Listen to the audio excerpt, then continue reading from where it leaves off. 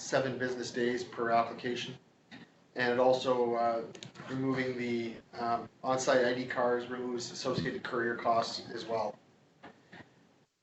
Keeping this in mind that in March of this year, regulations were changed in order to facilitate this process. Whereas gaming workers are no longer tied to a site, which means once their gaming worker is registered, they're able to work at multiple locations. That is something that should be aware of. So when you're hiring somebody or dealing with somebody, that could be an option in questions and talking to them about where they're working and what they're doing. Bearing in mind, being honest and integrity is a major issue with regards to a GPEB registration. Therefore, lying to a service provider could be considered a violation in a regulation. So keep that in mind. We're going to slip to the next slide. Yep. As part of this process, hopefully everyone can see this is the application resources. This is items that we had sent in a predetermined or an email prior to this meeting today. We have a change summary report that has been issued. It's a detailed summary being implemented through the Gaming Worker Online Registration Project. Included in the summary are specific steps service providers will be required to take to comply with the new process. We've also developed a service provider FAQ to provide commonly asked questions. This will be updated and modified as we go on, taking emails and questions through our email, and we'll update the web as we go through. Your gaming worker FAQ will provide common questions asked by gaming workers. This is available on our website. You can also provide this when hiring an individual, so desired, access to the site, and so they can reference that if they aren't already registered. And then there's the Gaming Worker Online Registration Guide, which goes through a step-by-step process for the gaming worker to register online. This whole package makes it the simplicity of registration. And basically anybody can complete this application.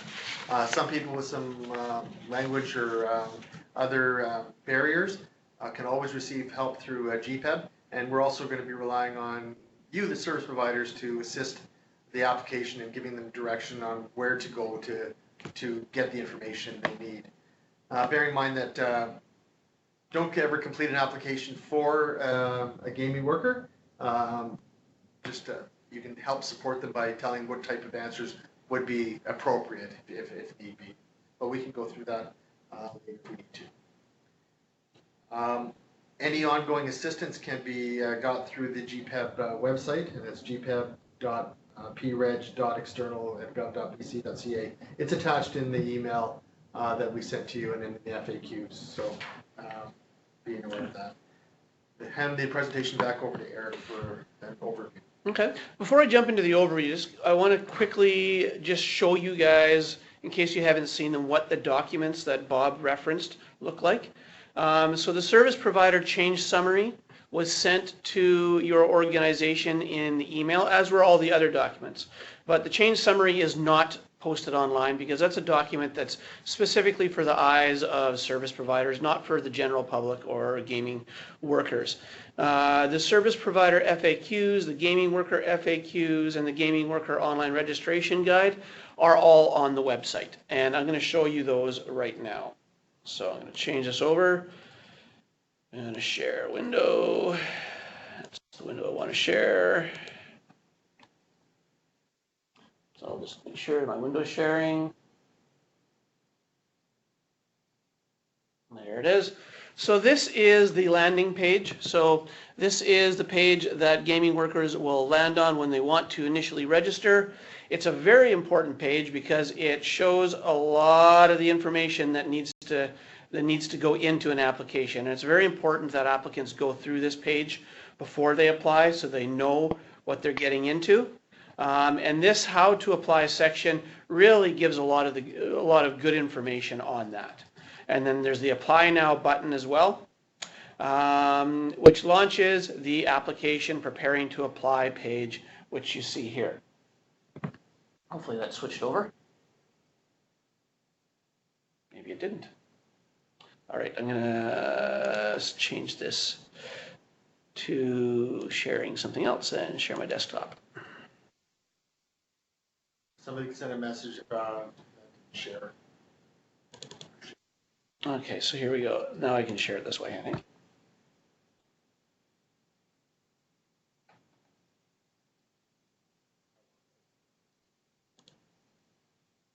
All right, so I'm sharing my screen. This is the preparing to apply screen. And when you click I'm ready to apply, it opens the application page. So field by field, it gets filled out, so on and so forth. What you see on the right-hand side is the pay for application. And when you launch that, you get the payment. And this is all credit card based.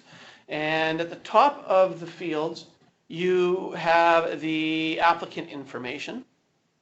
At the bottom of the page, you have the credit card information. The applicant information obviously needs to be information from the applicant. The credit card, however, can be supplied by the service provider if the service provider is interested in paying for the applicant's $45 fee. And that's between the service provider and the applicant to figure out. So that's the payment page. This, we'll get to the gaming establishment module in a second. This is the FAQs for the service providers. So this has been already provided to your organization, is available online, and you can also request it directly by emailing the branch. And it goes through into a number of the key questions that have come up during the course of our project development and our pilot. And this will be a growing list over time. We also have FAQs for the gaming workers specifically. So these are questions that they might specifically have. And then we have the gaming worker online registration guide, which when I scroll down a little bit, you'll see screenshots of what I just showed you on the application page. So you start to see all of the information that is needed, and then on the right-hand side you see all of the descriptives for the information that's being requested. All right, now we'll go back to the deck.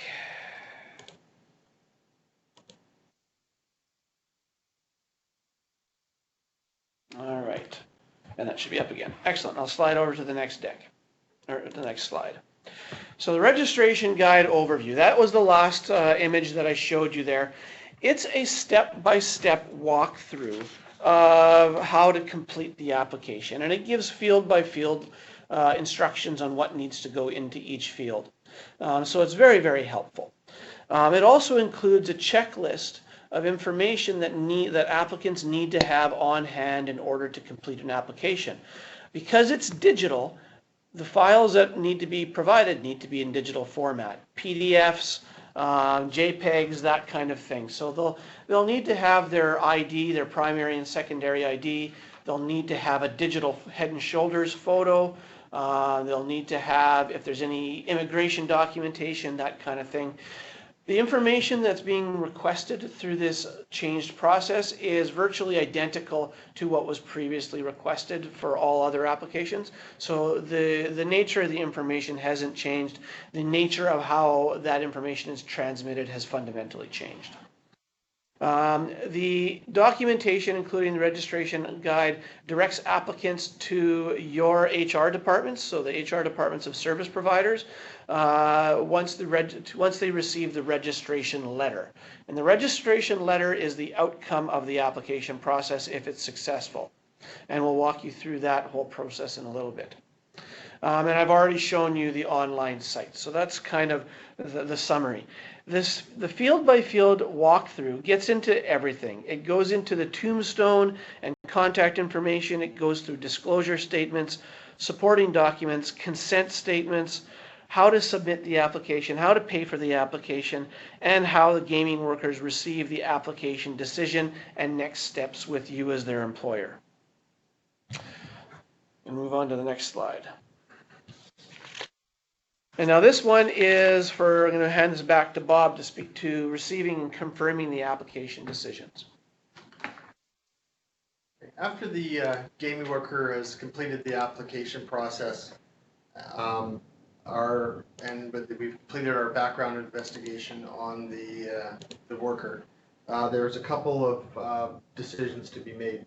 Number one, if the applicant is denied because of a reason for integrity-based or others, they will receive in writing a letter of decision indicating the reason why they were denied. They should have a knowledge that this is coming. They'll have an interview prior to doing that, have a ability to speak to any allegation that was made, and then they'll be given a decision letter. If the decision letter is a denial, they'll be advised of a denial, and no registration letter will be issued to them, and they will not be able to work in a position of gaming that requires registration. Not to say they cannot still work in gaming, but because there's a lot of positions that don't require registration if you're not dealing with the integrity of gaming, but they cannot deal with obviously the clients and on the gaming floor, etc. Once the process of the application is emailed to the application, we will confirm that the application has been approved by way of registration letter. The registrant will take that registration letter to the service provider. So he's applied for a position at a casino. He's going to take his letter to the casino HR department and say, I've been approved. At this point, the gaming service provider, the HR department, will go into a portal called the Gaming Establishment Module, the GEM. Now this GEM is a tool used by the service provider to ensure that the person applying is the person they are, as well as that they are currently registered. And it's not a fabricated gaming worker number or registration. Once you are given that, we'll show a quick demo of the GEM afterwards, but you'll be able to see the photograph of the individual, their full name, and the registration number, the gaming worker number, as well as the expiry date of the registration. In that same portal, there'll be the ability to pre-fill a PDF ID tag with the information that required for the site, the location, his name, the name that he utilizes on the floor if he's a gaming worker, and provided to the applicant to be used on site. This process can be used for all, and I'll give you an example of just a general example. An IT company based in the United States, the applicant gets registered. He's coming to British Columbia to work in a casino on the floor or doing IT upgrades. He requires registration. He's going to come into the casino. The casino will go into the GEM, verify that that employee is registered as a gaming worker, and you can provide him at that point identification through their sneeze. That could also be used for any other janitorial services contractors outside of the gaming facility. So in some cases, there's corporately registered service providers that are in janitorial services.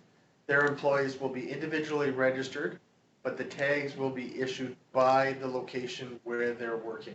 So if they're working in a BCLC office, BCLC will verify that the gaming worker is registered and print their ID tag. If they're working in a casino, they'll verify the ID and print the tag. It'll be still the responsibility of the service provider to print those tags and to maintain the tags on site. There's a spot on the back of the tag for a security manager or a manager of HR to sign that tag, and that is something that your security departments can utilize to ensure that there's no fraudulent tags made or that they are legitimate. As noted, are we gonna? Yeah, I did. That is the printable ID tag that is able to be filled in from the GEM. It contains the information that we need. We've already got some suggestions with regards to filling out the application form or having some pre-filled items in there, i.e. the gaming worker number, etc. We are working with our IT department to see if that's possible to do, but we'll be working on that. But as it sits right now, the service provider will have to take that information and place it in there.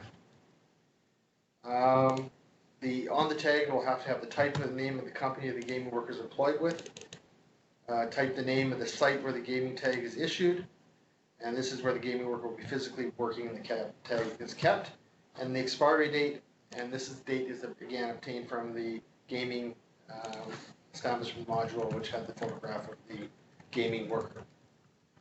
And then you'll also type the name of the registration. So the photograph also can be utilized from the GEM, so it matches when our inspectors or our audit team or the enforcement officers go into the casino, that the photograph matches that of the individual that's in front of them, and that we can verify that on our system. It's important that if there is, when printing a tag, that whoever is printing the tag and presenting it and signing the back as being presented, is that they have confirmed the identity of the individual by means of driver's license and secondary ID as well. So there's a double check on the identity. So it'll be responsibility of the service provider to make sure that the person is that person by name and photograph matches. And that's it with regards to tags. Oh, I think I slipped ahead a bit here by accident. All right, over to me. All right, so this is going to be a walkthrough of the overall process. So there are a couple questions regarding process and what stuff happens. So this is going to give an overview of kind of the flow of information and documentation. So the applicant goes to the Gaming Worker online application site, which I showed you earlier. They fill in the information, they add attachments as needed, ID and stuff like that, and then they click the submit application, and then there's also the pay application fee online. So that online payment is either through a credit card or through Visa debit. That application then is in our database and it comes to GPEB, and we receive the application and then our team reviews it. And the first thing they're doing is making sure that the application is complete and that the information in there appears to be accurate. So there's no, birth date is today's date, that kind of stuff. So they're looking for that kind of thing. If there are any issues with the information in the application, then our staff will get in touch with the applicant to sort things out. Once the application is complete, then the clerks will review it and will pass it on for background check information, and all of that procedure will happen, following which a decision will get made either to approve or not approve the application. Successful applicants will then receive a registration letter from GPEB that confirms that their application was successful and they are now registered as a gaming worker in the province of British Columbia. The application letter will include things like their date of birth and their gaming worker number, that kind of thing. A sample of the registration letter is included in the package of information sent to your organization. The applicant or now registrant will then take that registration letter to their employer, to your organization, in order to proceed with getting hired. Your role then at that point is to take that registration letter, verify the information on it aligns with the ID of the applicant, so they'll be providing the registration letter, their driver's license, BC Care card, whatever it might be.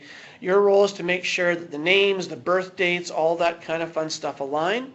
Also to go online to the gaming establishment module, which I will show you in a moment. On that, you will be able to confirm the photo of the person, so you'll be able to confirm that the person is the same person. You'll be able to confirm that the birth date's the same, and you'll be able to look at the gaming worker number and make sure that aligns with what's in the registration letter. Once that has been confirmed, then you as a service provider can proceed with printing the official ID card for your new worker. Now, the fact that you're printing those cards is a change. GPEB will no longer be printing those, which will increase or decrease rather the time it takes to be able to have the gaming worker start to work because there's no transit time involved.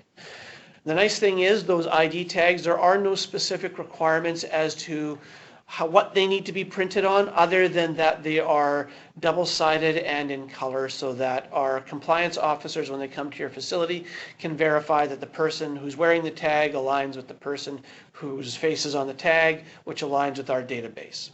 The requirements around for you to maintain tags on site remains the same, so that all stays the same.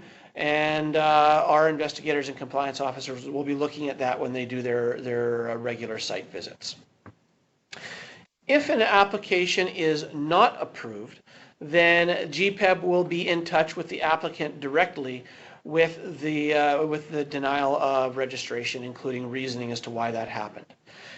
We will not be sending confirmation to you as a service provider of that, because we have been informed that that is contrary to Freedom of Information and Protection of Privacy legislation. We're not allowed to communicate denials or things like that to denials or approvals, quite frankly, to employers. That needs to come through the applicant, because this is an application decision at the individual level. It will then be up to the applicant to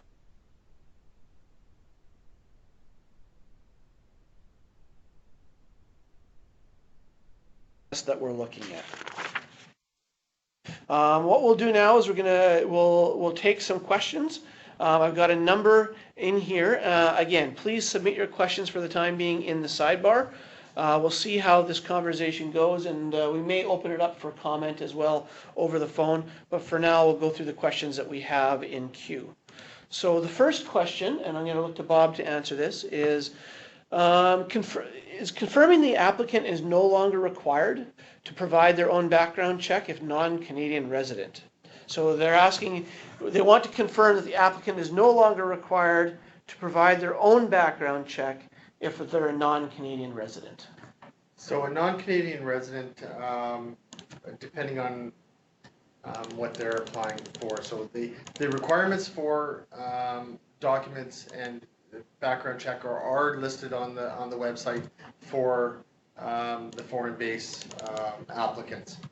We are still doing an FBI state check that is required for them to supply with their application, and they can attach that with the online application. So the existing requirements are still in place. They're required to do state and local record checks and attach a copy of that verification to the application and submit it with their application. Okay. Next question. How does a company set up an account for employees to pay online? I'll answer that one. There is no account to set up for employees to pay online. It's all done through credit card or Visa debit for those who don't have a credit card.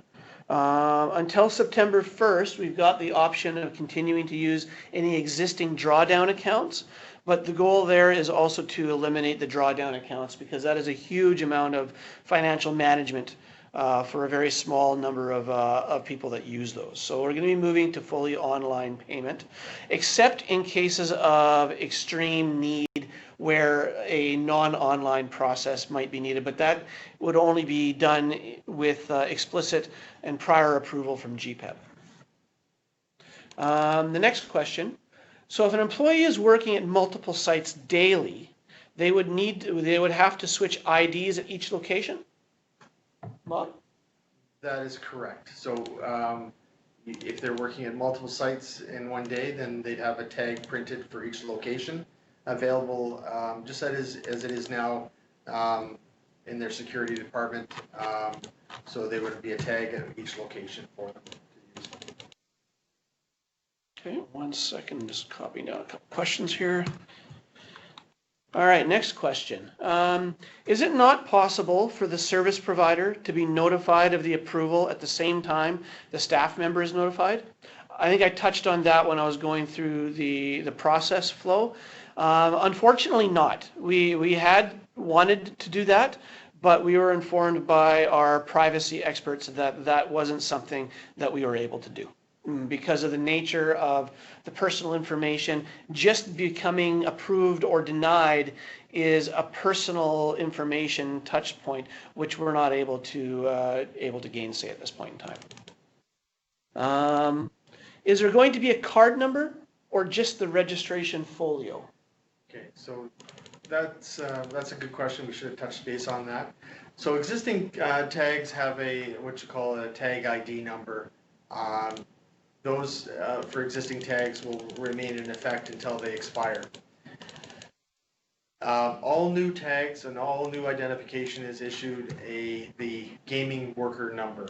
It's actually the file number for the gaming worker.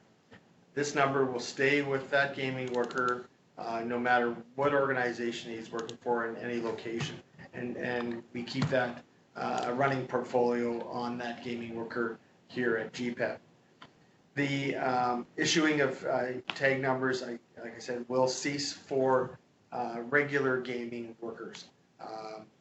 Standard workers or senior employees, they're reviewing that process right now, so that does not affect the regular gaming workers. So all systems are going to have to be upgraded with the new gaming worker number. BCLC has been advised of this, and they've already started a transition with regards to the onboarding of existing numbers. All right, next question is, are sites able to reprint tags for which are lost or stolen right away? Or do we need to send in a request for reprint? I can take that one. One of the advantages in having service provider printed tags is that you do not need to get in touch with GPEB to resolve the lost, damaged card issue. As a matter of fact, one of the changes we made to legislation, to regulations, is we've removed the responsibility for service providers to send back canceled or expired cards to GPEB. So you can just destroy those on site, and you can reprint cards as needed and still maintain them on site. That's something to be cognizant of for your security departments, etc. So locally, that if a tag for an individual goes missing, that you locally flag that, and security or surveillance are aware that the tag has gone missing and lost. Most places will be able to identify the workers that they have at the location, but if that's the process that we're moving forward with. Yeah. Next question. For those currently with 2 GPEB registration numbers, I suppose one will be retired. When should that take place, and how do you decide which one? The gaming worker file number will still stay in effect, so the number in the background of the individual will still remain. So the tag number that we will extend will be the one with the longest expiry date, saving the applicant a few dollars on renewal fees. So that's the process that we're moving forward with. For next question, for a contracted vendor, GRS, I'm not sure what GRS stands for, but for a contracted vendor that would have staff working at all the properties in BC, how should the tag info be completed? Also, do the new tags need to be plastic like the existing tags, or printed, laminated, so on and so forth? So with regards to a subject that's working at multiple sites, again, like a vendor has their employees working at multiple sites. The employee will be registered, and the site that they are going to will need to verify and print the ID tag. I understand that, and then talking about plastic and paper tags, etc. It's important that we note that this could be an added expense to the service provider. We want to make sure that it's cost effective and works. If a service provider wishes to print a plastic tag with a plastic front and back, that's fine. If they wish to create a paper copy and place it in a plastic sleeve or laminate a copy, a two-sided copy of an ID, that's also acceptable. So as long as it's legible by the surveillance departments in the location, that you can read the names applied on the front and the gaming worker number, that will be accepted. There is also the option that individual sites can create their own ID tag. That's with prior approval from GPEP. We'll log that into our system as an example so our compliance and enforcement section recognize that tag. But as long as it contains the same information as what's on our ID tag sample, that's acceptable as well. If you want to put your own logo on the tag, that's also acceptable. I will just clarify, just to be sure that that everybody's on the same page. Contracted vendors who are going on site to, say, a casino or whatever on site might look like, the service provider who runs the site, the casino, is responsible for printing the tag for whoever they have coming on site to do work, whether that be an employee or a contracted vendor. So in the case of IT people coming on site that are contracted, the service provider running the site is required to print a tag for the person coming on site. And the process for the service provider to verify the ID is the same as for the employee. So there's the registration letter that that has the information that needs to be cross-referenced with the gaming establishment module. And I realize now I forgot to share that with everybody. So I'm going to share that with you now. Do we have a volunteer that would give their name and we can put their profile up on the screen?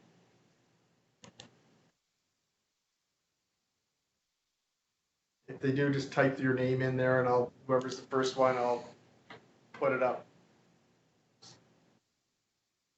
Yeah, I'm sharing my screen now. So you'll have to chat window. See if anybody's. Oh, you might. Oh, hold on. Right. There, Clarissa Pruden. I can do that. All right. So let's go back to this. Clarissa Pruden. Okay, I'll get the number. So as you can see, the gaming establishment module is not terribly complicated. What you'll be doing is you'll be entering the gaming worker registration number that's found on the registration letter. And then you'll enter in a PIN. And we're going to use a PIN here right away once we get a reg number. Clarissa, you're expired. She's expired. No, I'm just kidding. Oh, okay.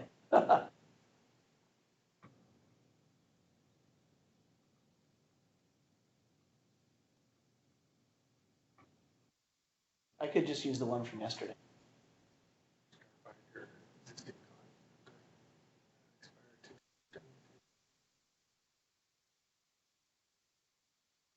Why don't I I'll just use the one from yesterday. So this is the example we used from BCLC. Oh, hold on a second. Because the information pulls up basically the same. So you enter in the, oh, you got it? All right, so let's change it up. Let's change it to the other one. What is it? It's 128.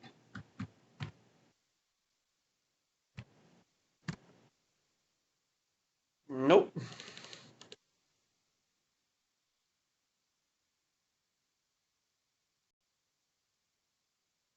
And we're looking at the database in the back end right now. So there's a lot more information in there than what you would otherwise see. So let's go with what we had before. Oh, Typed the wrong one, of course. There, that's the one I want. All right, so we have, you type it in, you see the person's name, you see their birth date, and you see their picture. These are the things that you need to be cross-referencing with the registration letter, as well as with the ID that they supply at when you're hiring, so that you're making sure that the name, the birth date, and the picture are all aligned. So this is the tool that you're using to verify identification. All right.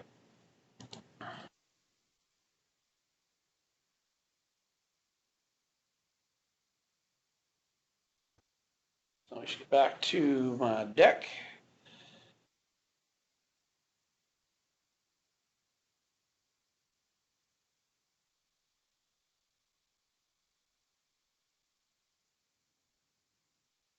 Is it loaded yet?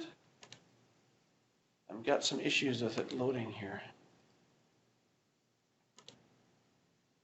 Okay, well, while that's loading, we'll continue on with the questions. What is the timing from application submission to approval or denial confirmation to the applicant? So time of application to approval or denial? Yep. Okay, so that's where this system is, should be vastly improved. We receive the application as soon as we start the application, as soon as we confirm the online payment has been made. If we receive that first thing in the morning, there's a good likelihood that if there's no adverse finds during the background investigation, that application could be approved and forwarded the same day. That's a good possibility. That being said, I think with the COVID coming to an end, and there's going to be quite a possible run on renewals and on new applications, that it may take 1 or 2 business days to get approved. This is a far improved process from a process where it could be 7 to 10 days down to 1 to 2 days for approval process and gaming worker registration. So that's what we suspect. We're giving ourselves 3 to 5 business days to process applications, but I suspect we'll do it in 1 or 2 days. Yeah, and that's been our experience with the pilot so far as well, is that it's been a very, very quick turnaround. And as we start having all applications coming in through the same vein, that process will get even better. Next question. If the worker will be on site at a BCLC office, who will be making the ID tags? I'll take that one. That depends. If it's a BCLC worker, then BCLC will be providing the tags. If it's a vendor, BCLC will also be will be making the tags. But that's up to BCLC. They manage their tag printing process a little differently than service providers do. They've got different other requirements internally that you wouldn't have necessarily. But BCLC will be providing their own tags as well. Next question. We are a testing laboratory. Our license expires December 1st, 2020. We need to complete the renewal by July 3rd, 2020. Can this be completed online as your system is not going into effect until July 1st, 2020? Okay, you're talking corporately registered. Corporate registration, I look after the personnel registration. So the individuals within your company that require registrations, they can apply, and we can process those applications anytime. So if they want to be renewed now, we can process those applications through your gaming workers, the people involved in supplying the services to the organization are registered. So they can register anytime after July 1st. The individuals that are part of the corporate management, like the senior officials and stuff like that, that would normally get registered through the corporate registration process, will continue to get registered through the corporate registration process.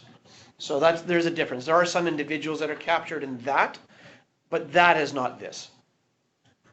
If there's a follow-up question, please type it in and we'll follow that up. If an applicant comes in to apply for a job, do we send them to the site? I'm assuming you mean the gaming establishment module. Other than the shipping time waiting for ID, has any improvement been made to the application processing time?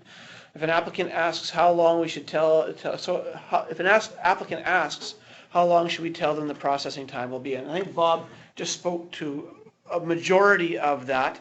If an applicant comes in to apply, yes, send them to the site for gaming worker application, online application, absolutely. The shipping time there is no shipping time right now if the applicant provides their email address as part of their application. If they don't provide an email address, then the registration letter goes to them by Canada Post. So the time that it takes is the time that the registrant or the applicant kind of influences by the information they provide. Other than that, it's instantaneous, and our gaming establishment module is updated daily. So that's updated in almost real time. And if an applicant asks how long it takes, we can't guarantee a specific timeline because part of it depends on what happens in the background check of the applicant. But if the application A is clean and there's nothing that requires additional background investigation, and the applicant has provided all of the information, including an email address, then as Bob said, we're looking at a 1 to 2 day turnaround.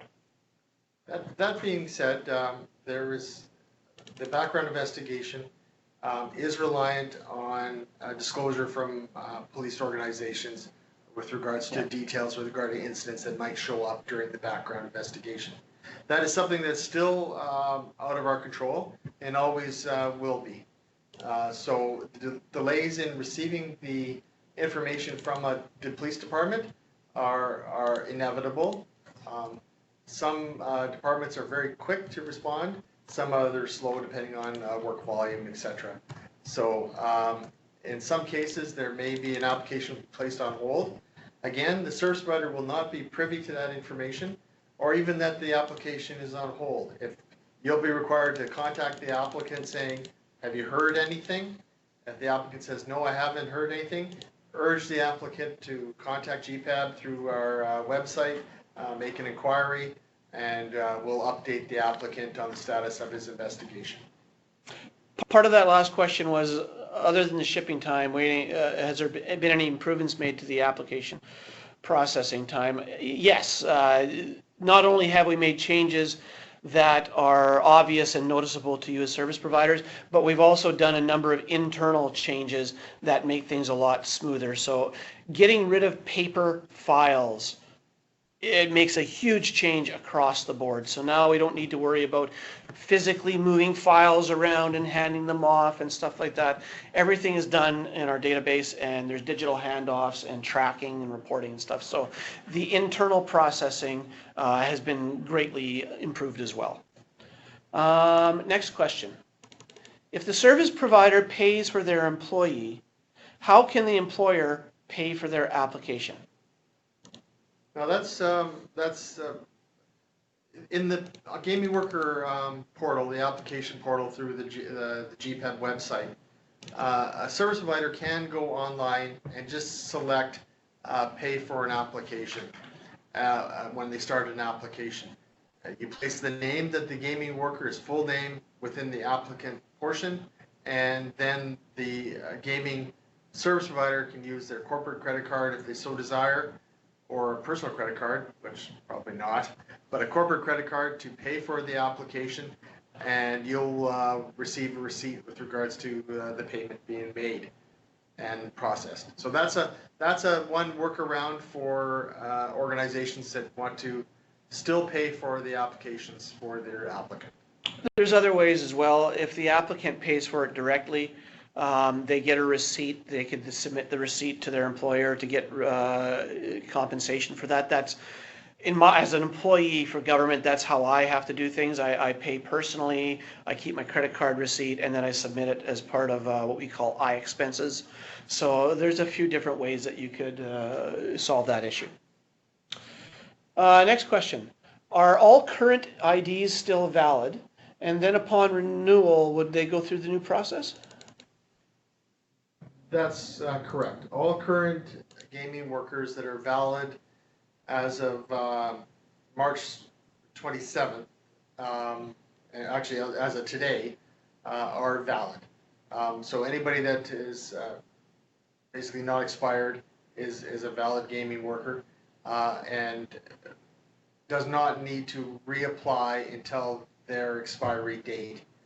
A service provider can go on the gaming establishment module for an existing employee, pull up the identification and print them a new tag for their organization. So if you have consistency, if you so desire, that is it's all very possible. If you require the gaming worker number, that's something that we can also talk about that you don't have because you only have the tag number. A list of employees that's required, we can send you a list, and that can be done. Yeah. Next question. Will vendors or employers still be required to write or submit sponsorship letters? I'm assuming that would mean like a notice of intent to hire? No. Oh, that's different. Okay, sorry. It's a notice of intent to hire. Oh, that is a notice of intent. Short answer, no. You don't need to supply those as part of the registration process anymore. The only information that's required is the information that's requested during the application process online. And then there's the ID validation piece on the back end. Next question. What if we are a service provider to BCLC who has 100 staff that could get dispatched to any of 3,400 lottery locations? It is impractical to switch that many tags. How will that be handled? Okay, that's unusual case. Can you send me a direct email and we can discuss? Yeah. Answer. robert.pilot@gov.bc.ca. And that email is in the various documentation as well, so that you'll have that information. What are the printed tag requirements? Do they need to be laminated or printed on plastic cards? I'll take that one. There are printed tag requirements. There's a couple of different ways that service providers can go about addressing this. The first is through the ID tag fillable PDF samples that Bob mentioned earlier. And I can go back to that slide if we need to, but basically it was providing you with a fillable PDF that you can go in, you can fill in the relevant information that's in the GEM and on the registration letter, and then print those off on whatever printed medium you'd like. The only requirements are that A, it be in color, so that we've got a color photograph of the person, and B, that it has all that information on there. So it can be on regular cardstock paper, it could be on laminated, it could be on plastic, depends on what your organization would like to do. From our perspective and from our compliance investigators that come on site, they're going to be looking for a tag of some sort that identifies the individual. So there are no specific requirements. The other thing that a service provider could choose to do, like is being done, or they're looking at doing at River Rock, is having their own custom printed tag that more aligns with their own operations. And GPEB has provided ID card printing instructions or guidelines as part of the information package. But if you decide to go down the route of a custom printed card for your organization, you need to get pre-approval from GPEB. So that would be emailing our generic inbox or Bob directly. So you could go either the standardized route where we have the fillable PDF that's been provided, or you can go with your own custom, and that's a separate conversation. Next question. What is the procedure after an employee resigns or gets terminated? At this point, with the legislative changes, the applicant or the registrant is still registered until his expiry date. So as a service provider, you would just be responsible for obtaining your card back from the individual, keeping a record that you did issue a card, and then either destroy it or keep it on file. No need to return it back to GPEB. Or no need to inform us that he's no longer working in your establishment. Lots of questions. This is good. Next one. To confirm if we have a current GPEB tag made by GPEB, those that are still sent back to confirm if we have a current GPEB tags made by GPEB, those are still sent back to GPEB. Only gaming worker cards printed on site will not need to be sent back to GPEB when expired. Okay, so I think the question is, do we need to send any tags back, whether they be printed on site or be GPEB printed? Short answer, send nothing to us. Destroy them on site. Yes? Yes? GPEB, Bob Pilot. Oh, Yeah. sorry, I may be speaking out of, I may be speaking out of school here, I'm sorry. A little bit out of school. The existing GPEB tags, we need to keep an inventory of them, the ones that were sent Okay. out. So yes, they are, the existing tags are returned to us in the existing format. But after all those have been returned, we no longer need the tags back. Apparently I need to be careful as to what questions I answer. Next one, where does the PIN come from? The PIN number will be sent to the service provider on request. So each individual HR department will send us a request for the PIN number, and we will send an email with the PIN number to be utilized. And those PIN numbers will be updated periodically so that we've got changing access. Next question. Are our employees required to wear ID tags if they are not working in a land-based casino but online? They do not meet face-to-face with the players. They do not require to wear the tag. Yeah. No required if you don't have that kind of public facility. Next question. Will we be able to access the PDF picture for ID from your site? Or will we have to save our own picture ID of employees, which we then upload onto our ID printer? You can snip the photograph from the gem, from the gaming establishment model, and paste it into the PDF. Yeah, so it will be accessible through the gym. Next question. You just need a computer program capable of that. Yeah. Adobe or You need someone who knows how to run the machine. That's right. Next question. How are payment records managed? Is there an immediate payment receipt on screen, or does a confirmation of payment go to the applicant's email or mail? And a copy of the payment receipt goes to the applicant's email. Yep, that's part of that as confirmation. Next question. Can a group email address be used? For instance, licensing at. I'm assuming this is your meaning as part of the application process. Short answer is no. You shouldn't be doing that because that breaks privacy law. This is providing that information and having it go back to the company is not in compliance with FOIPA or PIPA legislation, I believe, are the relevant legislative elements. It needs to be the individual's email address. Having said that, we don't control what the individual puts.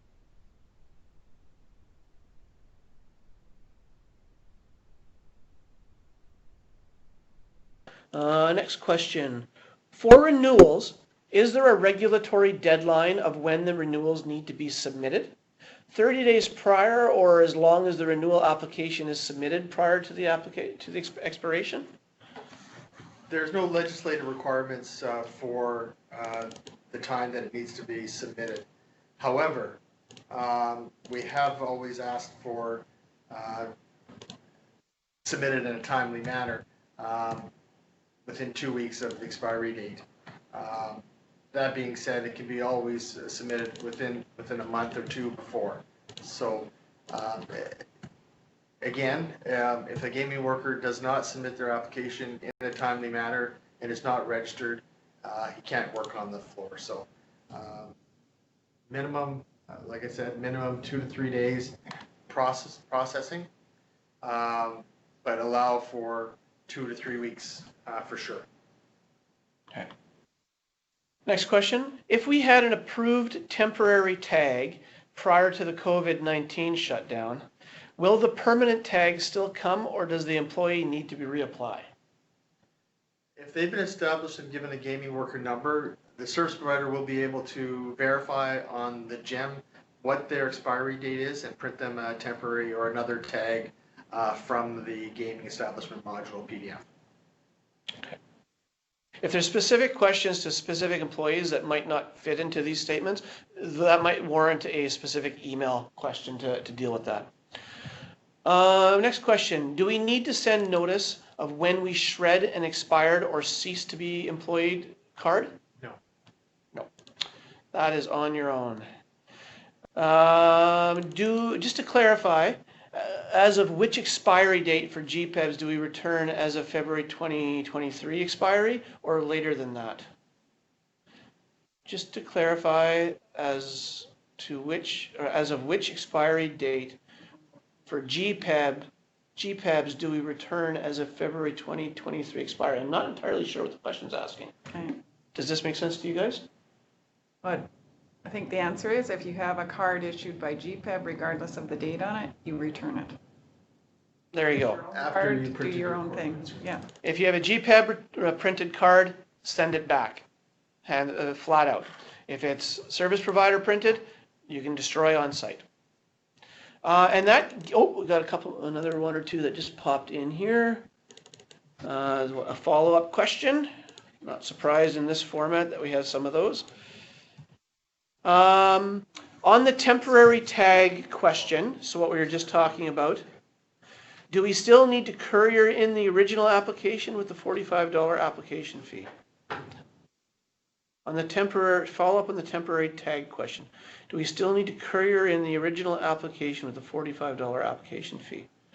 So I'm not sure how that connects to the temporary tag. If you've done that, please contact us directly. I don't know, I'm not sure exactly how to answer that question. I think just the fact that there's a temporary tag means that it's not a normal approved, like it's not the normal process, so there's already been some unique work done on that tag to have a temporary tag issued, which means that we should probably have a conversation specific to the circumstances around the issuing of that temporary tag and how to proceed. I think they might be referring to the PDF copy that was sent via email and printed and utilized for a temporary means.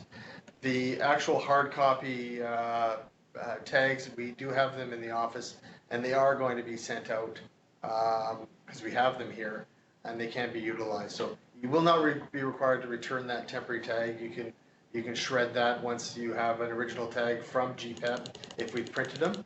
Again, you will be able to go in and create your own PDF copy of a tag and utilize that as well if you so desire. So someone here mentions that they're waiting for the permanent tag, so I think, so what do they do if they're in the kind of midst? They're on a temporary, but they're waiting for the permanent right now. They can still utilize the tag that they have until the expiry date. Okay. If you are waiting for the application, I'm holding on to the application because we were shut down. That means that I'm assuming, and this is from Chances Prince Rupert, if the application hasn't been submitted, submit it online using the online system. Get the applicant to submit online. Yeah, get the applicant to submit it online. That's going to be the best way to get this done quick. Avoid paper stuff as much as possible because that will that'll be the slowest way of doing things henceforth. Will there be an information session for the corporate registration changes? At this point in time, there are no changes to the corporate registration side. We are going through a process of review of both internal and external elements of the corporate registration side of things. But for now, it remains the same. So there are no changes at this point in time. There are. And when there are changes, we will be going through, well, though we'll be going through a full engagement process as we start to evaluate what changes need to be made, and communication around that and involvement of stakeholders of yourself in those conversations. And then there will be plenty of communication and instruction given regarding what those changes mean to the corporate operations. The new process rolls out September 1st, correct? Are we able to continue with the paper process until that time? Yes and no. Yes, you can continue to submit the paper process until September 1st. Know that this isn't launched September 1st. It's launched officially July 1st, but you can consider it a soft launch now, and you can start submitting applications immediately using the online process. So the official launch date, because we needed to put a date to it, was July 1st, but we've already got it up and running, and the website's been adapted to take on this new functionality. So we can start doing it now. The July 1st to the September 1st time lag, that is the transition time where allowing service providers, gaming workers, BCLC, to make the internal adjustments necessary to make the hard switch over to fully online. Until that point, you can continue to use the paper process, but I really encourage you to use the online because it is far, far quicker. In May, I sent out 3 tag applications. I was told they were approved but not sent out yet. Are you going to send those tags out still or confirm them for site to print? I recommend contact us and we will engage with you directly on those specific tags. Is going to be the best way to deal with that. From Chances Prince Rupert, still some clarification. Apologies that we didn't clarify it completely already. We submitted an online application and the temporary tag was approved, but we apparently are waiting for the paper application of $45. Do I still send in the paper application? If we're waiting for the $45? If we're waiting for, the application should be processed if we haven't received the money. So I'm not sure how that would work. Contact us directly, please. Send us an email and we'll engage with you specifically on that. Sounds like we're going to have some emails to deal with afterwards. That's okay. Silent will. And not unanticipated. So I have a newer question. So I have a few renewals that staff gave me during lockdown, and I haven't sent them yet. Should I have them redo it online when we reopen? Have you guys talked about the September 30th? No, not the extension piece. Maybe we should mention that Just here. quickly, yeah. So in just recently, there's going to be a letter that was. Oh, it has gone out. It went out last week. It went out June 5th. June 5th. 5th? Okay. All existing gaming workers that expired on March 27th and are due to expire before September 30th. 29th, 2020, have automatically been extended to September 30th. So if you have a gaming worker working for your organization that expired July 1st, they have been extended to September 30th. You can verify this going through we're just running the program through our database to update all the gaming worker expiry dates, but anybody that has expired is going to be extended either tonight or tomorrow night, and will be extended till the 29th or 30th of September. So no rush on submitting the applications or having the applicant submit them, but I would urge them to get the process rolling, submit the application online, and that these, like I said, you'll be able to go and print a PDF tag with the current expiry date of September 30th in the next couple days once the database has been updated. And just to reiterate that it's workers that expired between March 26th and September 30th. If they're in that window, they've automatically all been pushed to a September 30th expiry. Yeah. The question, part of the question was, should I get them to resubmit? If you haven't submitted the paper applications yet, I recommend that you get the applicants to do it online. It's going to be quicker, and they'll get their renewals in much, much quicker if they do it online. Yeah, so ideally, we don't want everybody the last 2 weeks of September doing their renewals for October 1st forward, because we won't be able to cope with the load. Yeah, so get your renewals in sooner.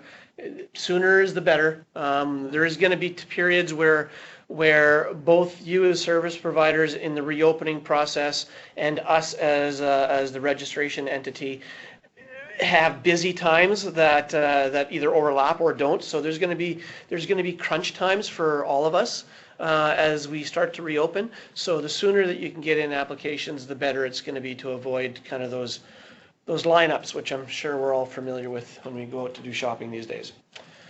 Next one.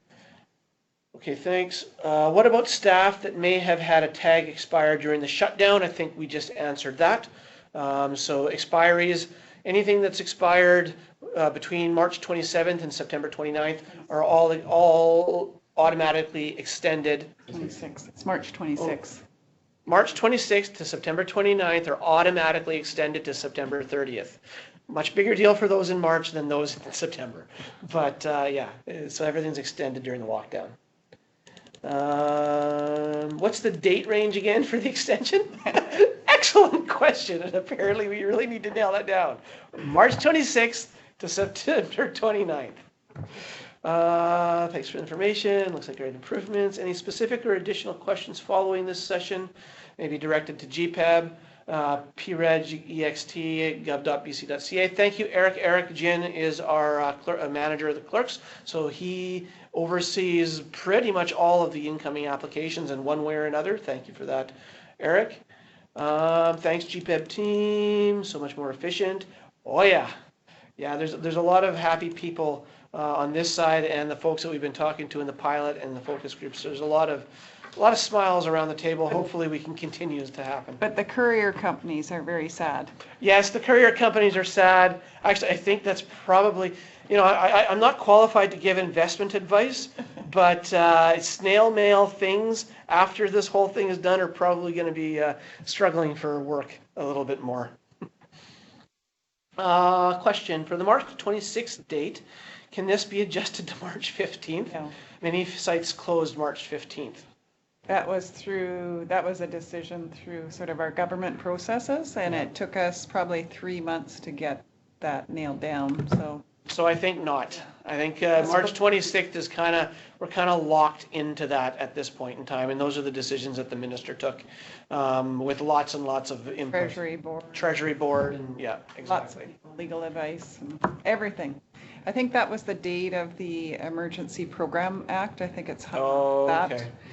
Yeah, that's why. So the Emergency Program Act, which was enacted by government, was done March 26, and so that has some sections in it that allows different government services to provide extensions, and so it couldn't legally happen before March 26 because the act had to be in place, and so that's why we've taken it back as far as we can to the March 26 date of the act.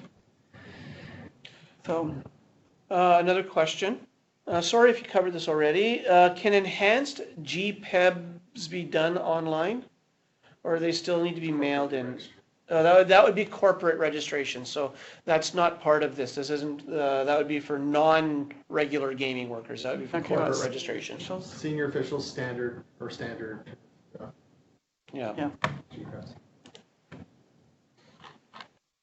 Excellent.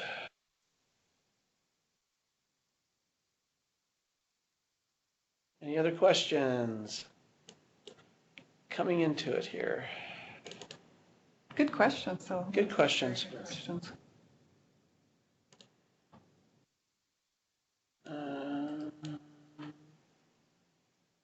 Okay, so I think we're coming up on the close of it all.